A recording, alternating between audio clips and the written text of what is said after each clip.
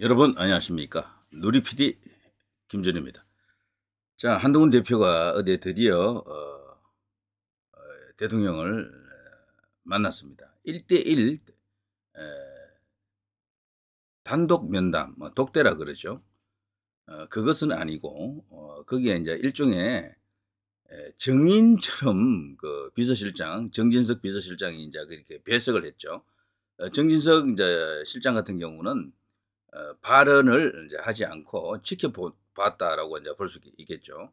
자, 그런데 그 후에 지금 나타난 뉴스를 제가 쭉 이렇게 살펴보니까 말이죠. 헤드라인을 한번 보시죠.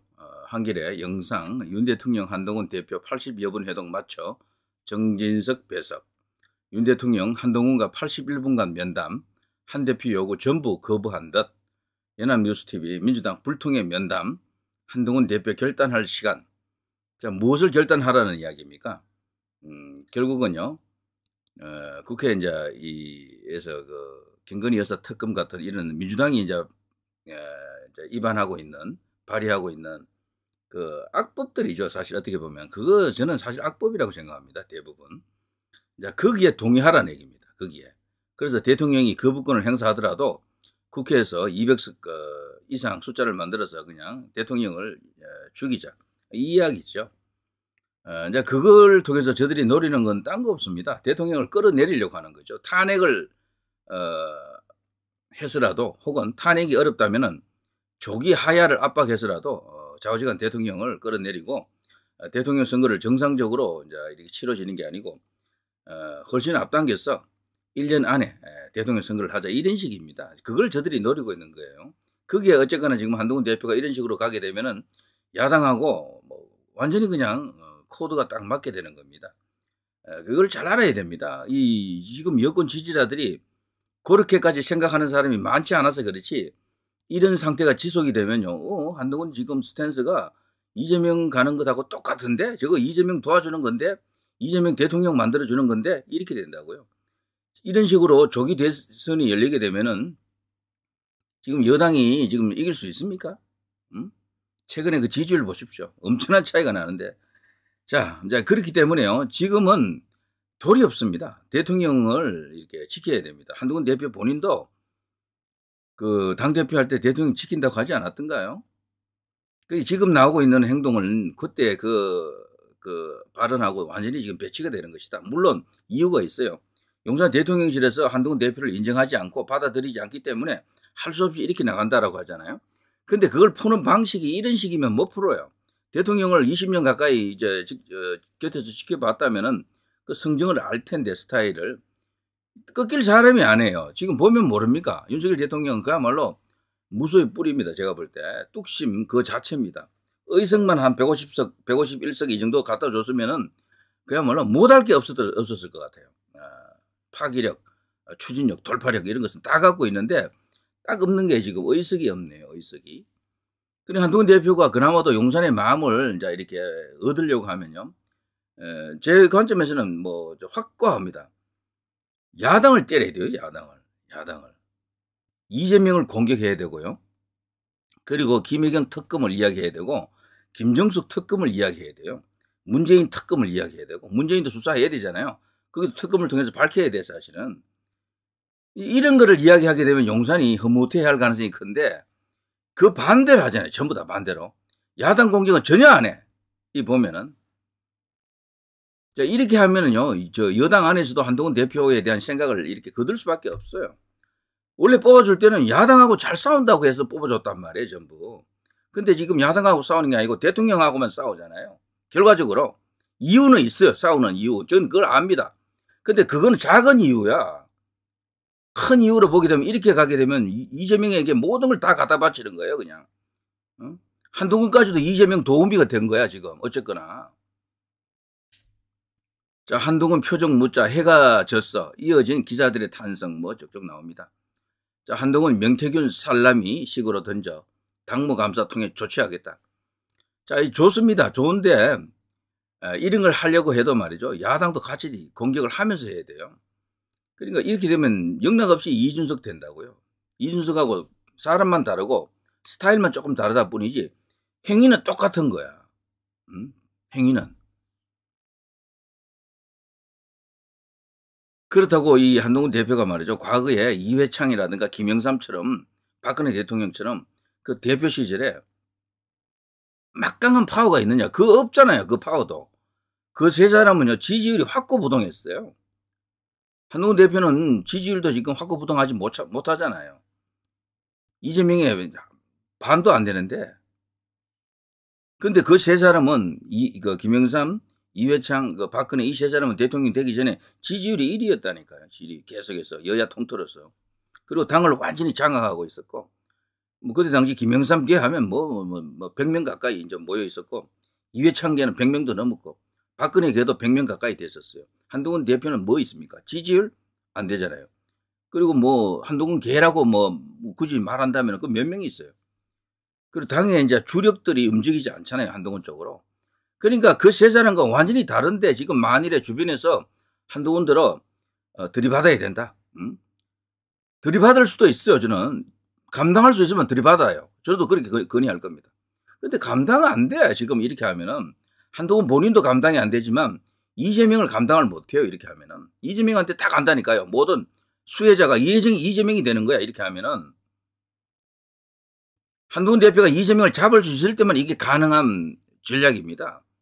전략도 아니야. 지금 이걸 보면은 살기 위해서 몸부림치는 거야. 지금 그러니까 한동훈 대표가 정치적 역량이 그 정도인 겁니다. 그걸 냉정하게 들여다봐야 됩니다. 명태균 이야기 이걸 대표 입에서 계속 이렇게 이야기할 필요가 없는 거예요. 이런 거는. 그리고 따지고 보면 명태균 이야기가 이렇게 언론이 그냥 계속 떠들고 김건희 여사 떠들고 해서 이렇게 커 보여서 그렇지 내부적으로 들어가 보십시오. 오히려 그냥 그 명태균을 챙기지 않았다는 이야기잖아요. 대통령이 만일에 윤석열 대통령이 명태균으로부터 도움을 받아도 칩시다. 거기 만일에 뭔가 자리를 배려하고 뭐 뒷거래로 돈을 좀 주고 했으면 이런 일이 일어나지 않았을 겁니다. 그러니까 그런 걸 안 했다라는 거잖아. 결과적으로. 자, 요 얘기는 제가 본론이 아니니까 일단 생략합니다.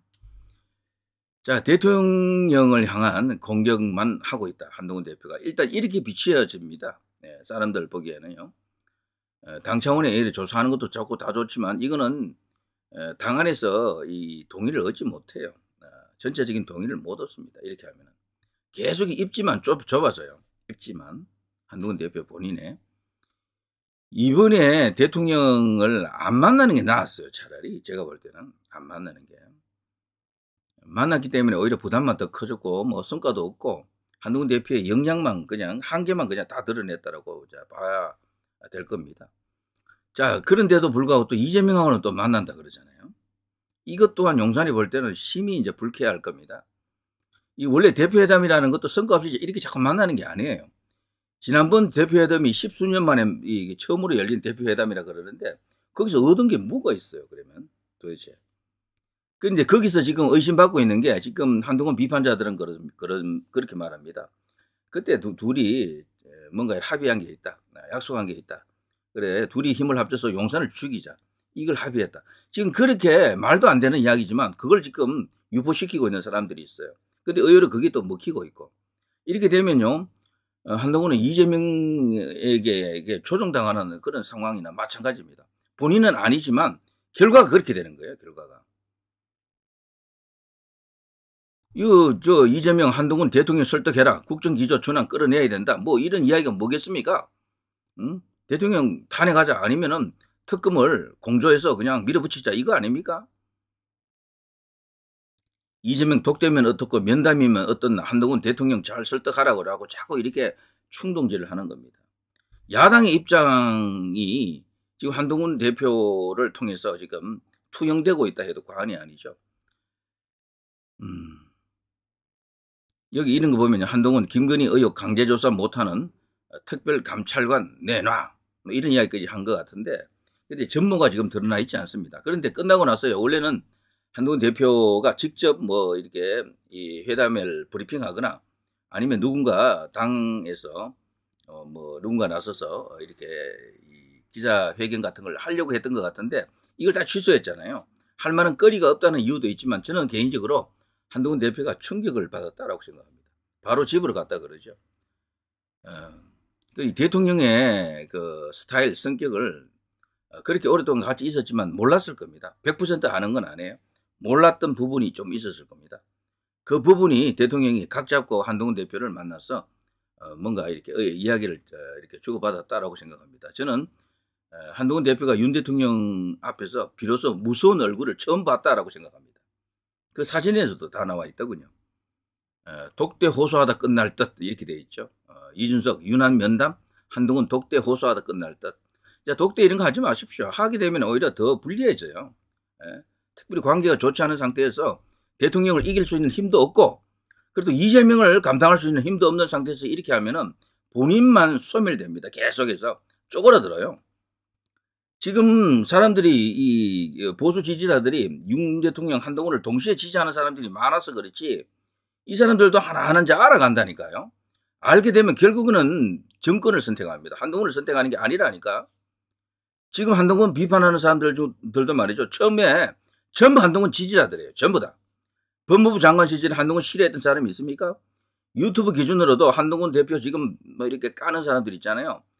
반한 유튜버라고 할 수 있는데 그 사람들도 전부 한동훈 지지자였어, 예전에는. 그랬던 게 지금 이렇게 되는 겁니다. 정말 딱하지만 이 상황을 우리가 이제 이해를 해야 됩니다. 한동훈 대표가 이런 이야기 했다 그러는데 이것만 한 게 아니고요. 이것보다 더 나갔을 것으로 저는 봅니다. 의대 정원도 이야기했을 거고, 그것도 지금 내년도 지금 재논의하자 했을 거고요. 심지어는 여기 특검에 대한 이야기도 했을 것으로 봅니다. 거기도 지금 어쩔 수 없는 상황으로 지금 가는 것 같다. 대통령께서 양해를 해야 된다. 이런 식으로 이야기하지 않았겠나? 그것을 이제 이야기했을 때는요, 모종의 어떤 결심도 있었겠죠. 한동훈 대표로서는 김건희 여사를 넘어서 대통령을 당에서 쫓아낼 수도 있다라는 그런 식으로도 이제 읽힐 수가 있는 겁니다. 역대 대통령들은 대부분 당에서 다 쫓겨났습니다. 안 그러면 본인이 알아서 그냥 탈당했거나 대부분 다 그랬어요. 자, 대통령실 인적 쇄신, 대외활동 중단, 의혹 규명 위에 적극 협조. 이 가운데 말이죠. 대통령이 지금 받아들일 수 있는 것은 두 번째, 대외활동 중단. 요건 당분간, 요건 자제할 수가 있어요. 그렇지만 나머지 위에, 밑에 요 두 개는 어렵죠. 지금 대통령이 받아들이기에는.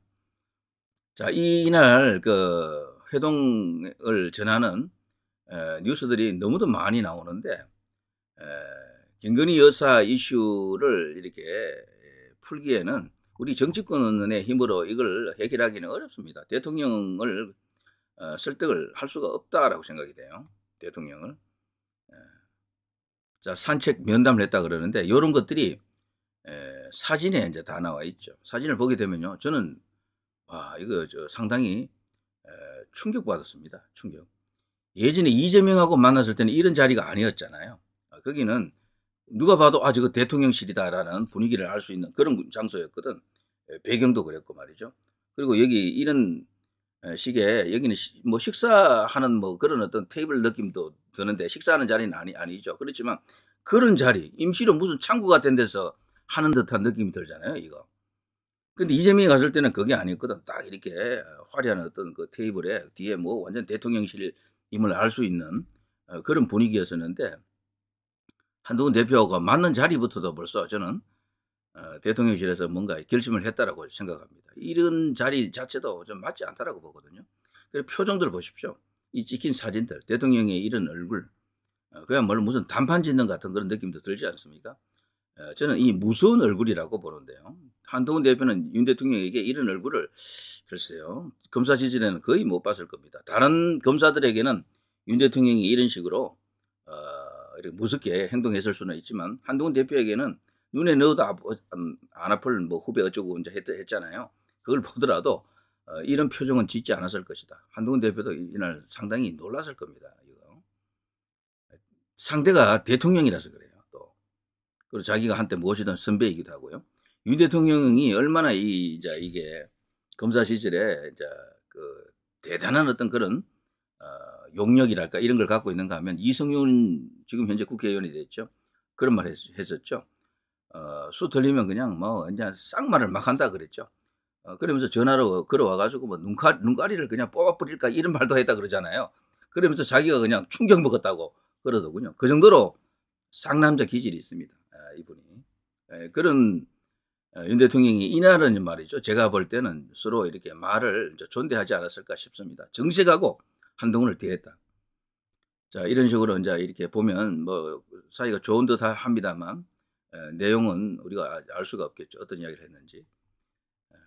자, 대통령으로서도 이제 한동훈 대표를 설득하는 시간이 사실상 마지막 기회였을 수도 있는데 한동훈 대표가 여기서도 대통령에게 자신을 이렇게 설명하는 어떤 그런 마지막 자리였을 수도 있겠다 이런 생각이 드는데 사과라든가 이런 걸 했다라는 이야기는 안 들려요 보니까. 결국에는 나의 길을 가겠다라는 메시지를 던졌다라고 보는데요.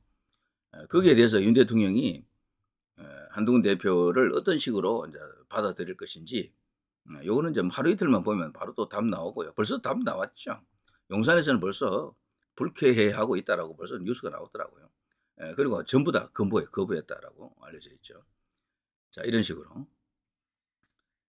자, 이게 지금 여당의 현실입니다. 결국에는요, 여당 이 지지층에서 답을 줘야 됩니다. 윤 대통령은 다시 대통령 선거에 나올 사람은 아니에요. 한동훈 대표는 다시 이제 대통령 선거 나오려고, 다시가 아니고요. 대통령 선거를 나오려고 하는 입장이다라고 봐야죠. 이미 그 주변에는 그런 스크럼이 형성이 되어 있거든요. 그런데 과연 대세몰이가 가능할까? 이런 것까지도 포함해서 정말 진지하게 근본적인 의문을 한번 던져볼 필요가 있습니다. 제가 볼 때 한동훈 대표 같은 경우에는요, 분명히 알아야 됩니다. 자신의 역량이 과거 박근혜 대통령이나 이회창 총재나 그리고 저 김영삼 대통령이 대통령 되기 직전의 그 상황과는 다르다. 그들에 비해서는 아주 약해요. 절반도 안 됩니다. 그 영향력이나 힘이. 그걸 분명히 알아야 돼요.